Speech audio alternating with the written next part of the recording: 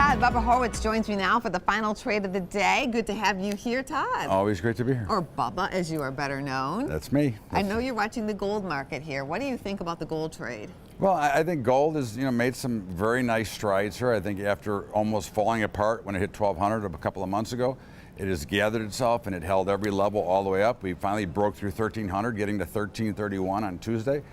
Now it's pulling back a little bit, which makes sense, and I think that we can hold the 1,300 level. I think we have a run at 1,370 to 1,400 and maybe higher. But again, that's the next target I would have, and I'm going to use GDX, the junior gold miners, because here's a stock trading at around $24 that you can play it many different ways. If you want to just buy the stock, great play. If you want to surrogate ownership of the stock by buying a deep in the money option, that's great. Or if you want to buy an at the money option, which I have done myself, and buy it out in time, the premiums are very low here because volatility is extremely low, so it's a relatively inexpensive way to play this, and you can play it any one of those three ways. I think gold is going to go higher, and I think we're going to see that gold being a currency play, that the currencies are still kind of in trouble, as we can witness by the dollar on 2-year lows. The play either way is that you think GDX is likely to rise. So what's going to trigger, or what will be the catalyst for GDX to go higher?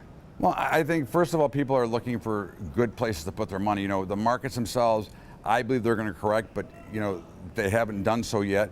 But we're still finding some inexpensive plays within the gold sectors, and not even some of the oil, but in gold. So here we're getting what I think is a bargain price on a stock that could be a lot higher, and it allows me to get into the market and be long something, even though I believe overall the markets will correct. Because if there isn't a fear in the market, or if the dollar continues to fail, then the gold miners and gold are going to go higher. People rush into the market. They want to buy that safe haven just in case. Right, and I think that everybody should have a little bit of ownership in gold. I think this is a great way to at least surrogate your portfolio with a couple of percentage points of gold. I think it's important on any other hard asset. I think those are very important to own. So maybe 5–10%, not much. Yeah, I wouldn't have put more than that. Again, I think that anything you own, you want to put certain percentages. The bulk of your portfolio should always be equities, and then some of the specialty equities that we're using, like gold, should be a portion of it. But the general markets, you're always going to do better if you buy equities and hold them, because they do go up 9% year over year. They just don't go up every year 9%.